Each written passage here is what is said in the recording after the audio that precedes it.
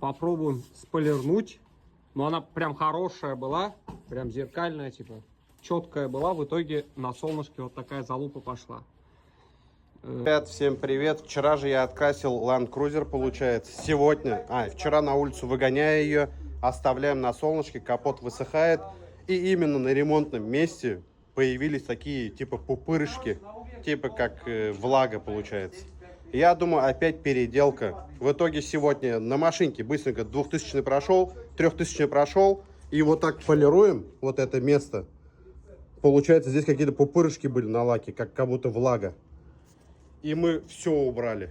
Ладно, то, что мы все убрали, я уже клиенту позвонил, сказал, говорю, походу переделка. И вот, он говорит, ладно, ждем. Сейчас, я думаю, отполируем весь капот до конца уже.